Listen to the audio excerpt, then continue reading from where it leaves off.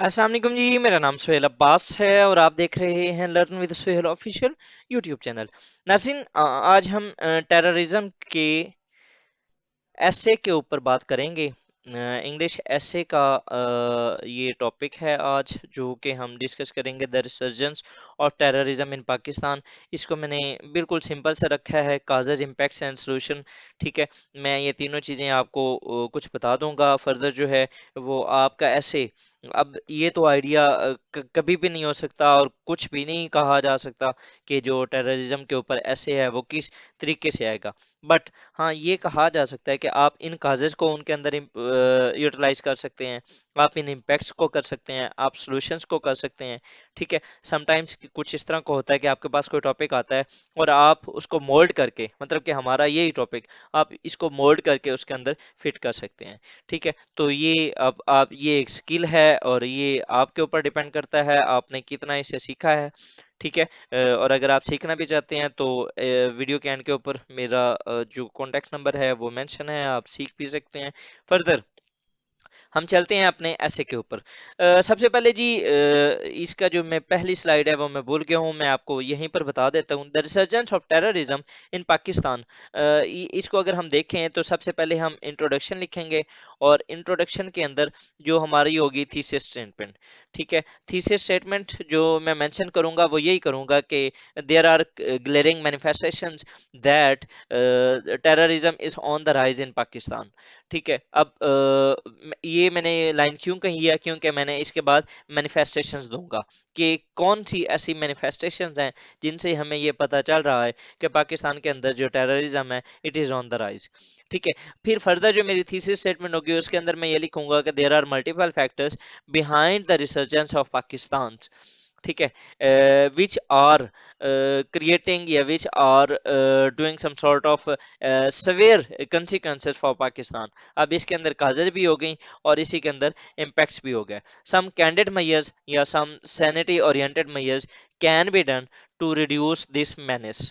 ठीक है, कि कुछ हम जो अच्छे मेजर्स हैं, कुछ जो सैनिटी ओरिएंटेड, मतलब कि अक्ल को यूज करते हुए, रैशनल मेजर्स लेते हुए हम इस जो हमारा टेररिज्म का मसला है इसको हम ख़त्म कर सकते हैं। आप यहाँ पर वीडियो को रोक के जो मैंने बोला इसको आप लिख के आप इसको अपनी थीसिस स्टेटमेंट बना सकते हैं। फर्दर चलते हैं। सबसे पहले क्योंकि मैंने बात की थी there are glaring manifestation that terrorism on the rise in Pakistan, तो अब उसकी हम मैनिफेस्टेशन देंगे। सबसे पहले जी, जो मैनिफेस्टेशन हैं इनको नेशनल लेवल पे देखेंगे, फिर हम इसकी जो मैनिफेस्टेशन हैं वो इंटरनेशनल लेवल पे देखेंगे। जो नेशनल लेवल है उसको हम किस तरह देख सकते हैं कि ये एक अभी रिपोर्ट थी, उसके अंदर मेंशन था कि 52% surge in terrorist attacks were observed in Pakistan between August 21 से अगस्त 2022।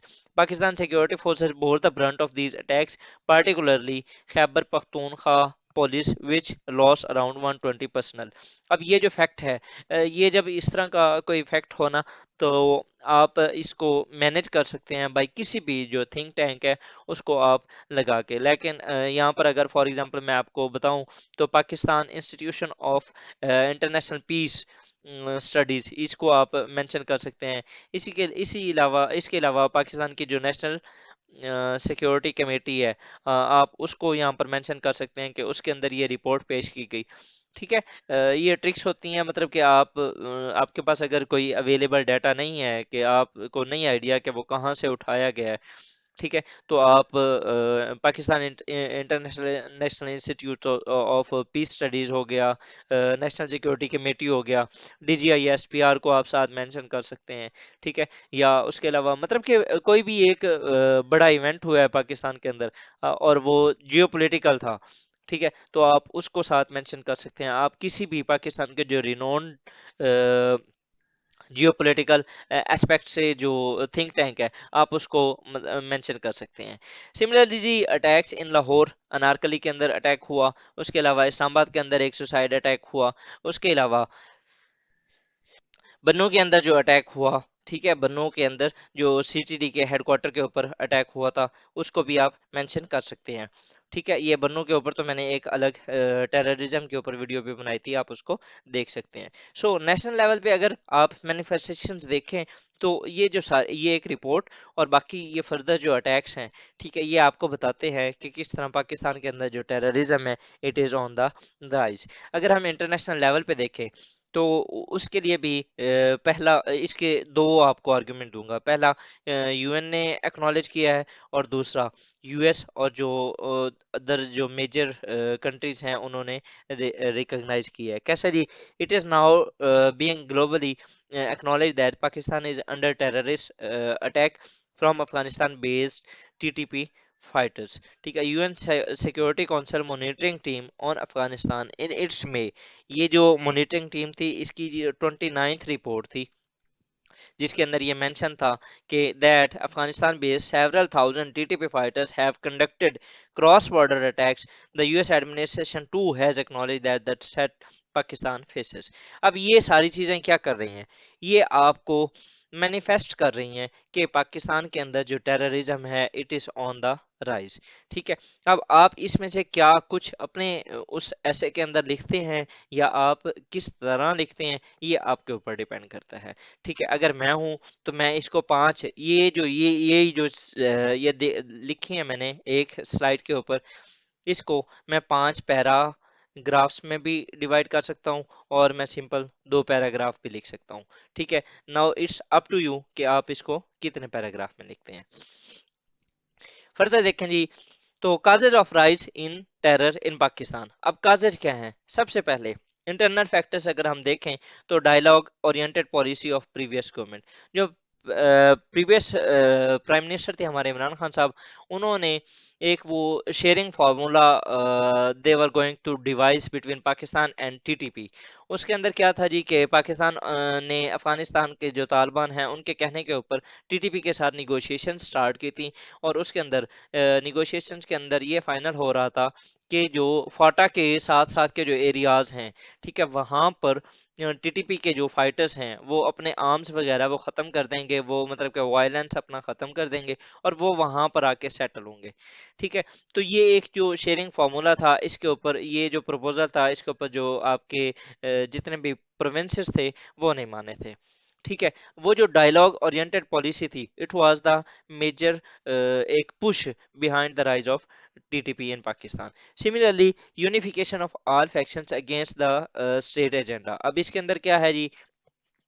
कमांडर जरार ग्रुप था, इज्जतुल्ला ख्याली ग्रुप था, ठीक है, उसके अलावा Lakki Marwat and arm Aslam Baloch group था। ये सारे जितने भी ग्रुप थे ये एक दूसरे के साथ यूनिफाई हो गए हैं।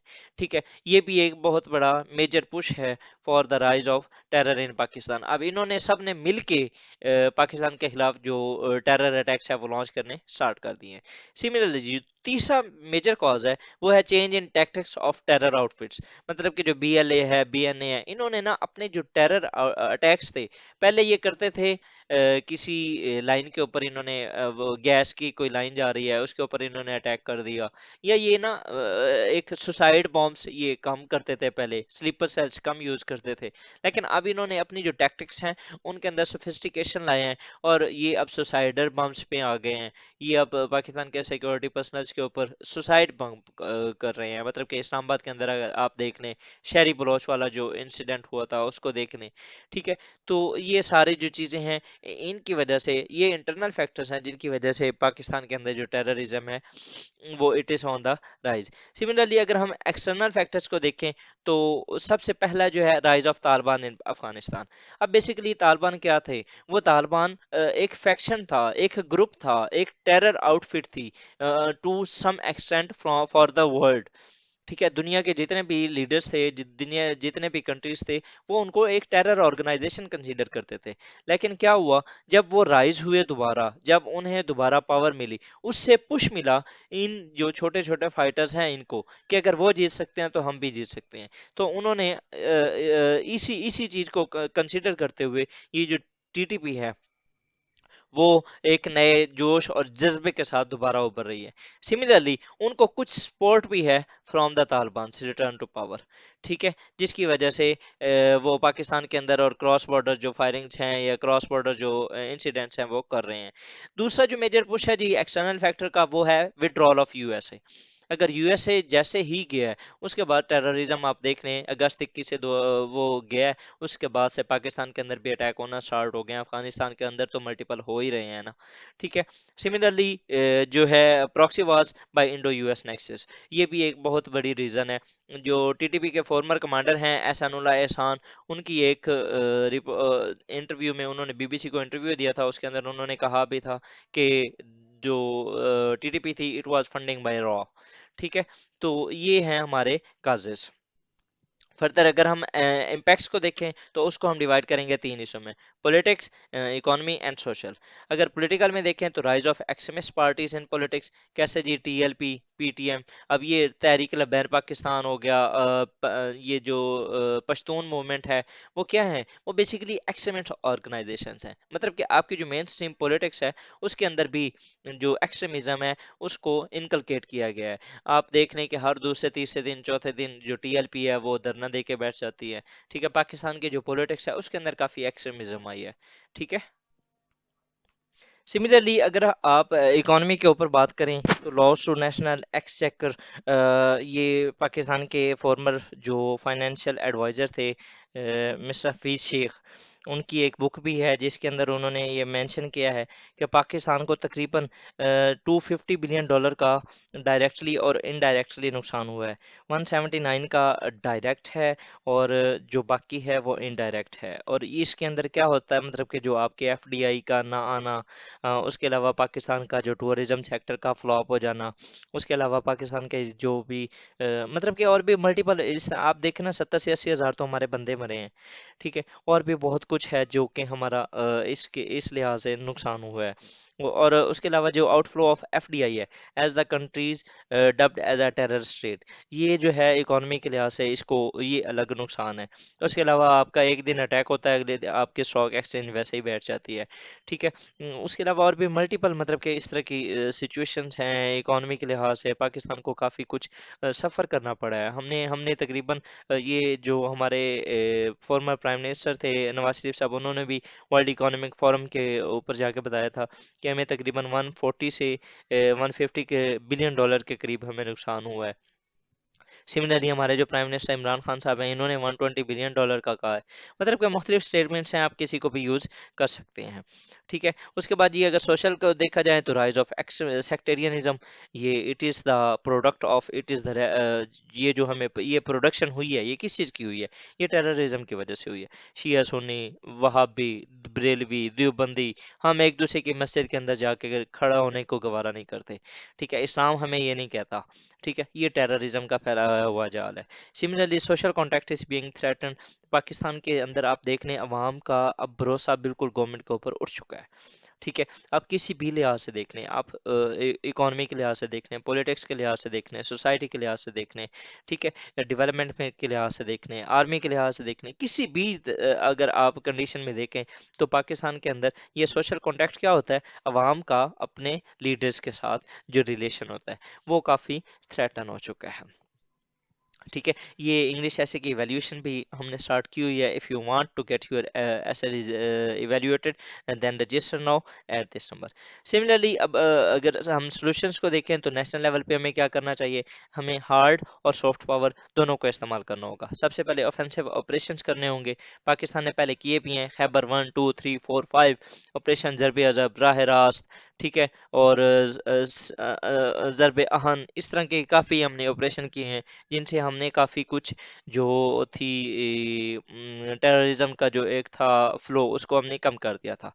काउंटर टेररिज्म पॉलिसी हमें दोबारा रिवाइज करने की ज़रूरत है।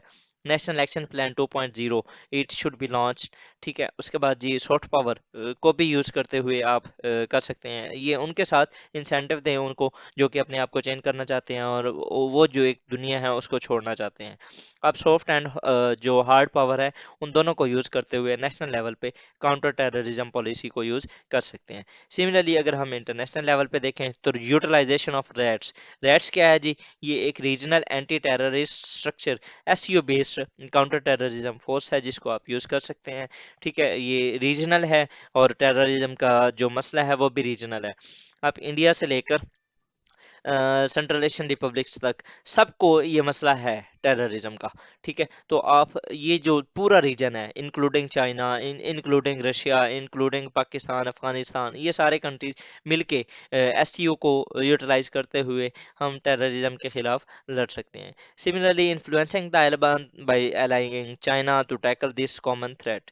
ठीक है, आप तालिबान को अगर आपसे नहीं इन्फ्लुएंस हो रहे तो आप चाइना को यूज़ कर लें, आप रशिया को यूज़ कर लें, आप ईरान को यूज़ कर लें, आप एक अलायंस बनाएं। ठीक है, आप उनके साथ मिलके काम करने की कोशिश करें और उनके ऊपर ये प्रेशर डालें कि वो अपनी ज़मीन को किसी और मुल्क के लिए यूज़ ना कर दें थ्रेट के लिए। सिमिलरली जो कम्युलेटिव ऑफेंस है एट रीजनल लेवल, ये मैंने उसी को थोड़ा सा एलेबरेट किया।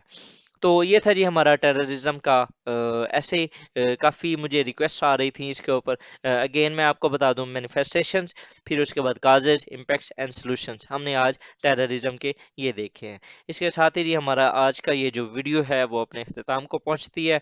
अगर आपको ये अच्छी लगी हो, इंफॉर्मेटिव है, तो इसे लाइक करें, सब्सक्राइब करें और शेयर करें with your friends. Thank you, अल्लाह हाफिज़। एंड फाइनली अगर आप इस चैनल के ऊपर नए हैं तो आप ये बटन लाजमी प्रेस कर लें और बेल आइकन को भी प्रेस कर लें ताकि आपको जो आने वाली वीडियोस हैं, मैंने काफ़ी कुछ पहले भी किया हुआ है, ह्यूमन रिसोर्स डेवलपमेंट के ऊपर मैंने वीडियोस बनाई हुई हैं, एजुकेशन के ऊपर और मल्टीपल आउटलाइंस बनाई हुई हैं। आप मेरे जो इंग्लिश ऐसे आउटलाइंस की जो एक वो है प्लेलिस्ट, उसको आप देख सकते हैं। ठीक है, तो थैंक यू जी, अल्लाह हाफिज़, बाय बाय।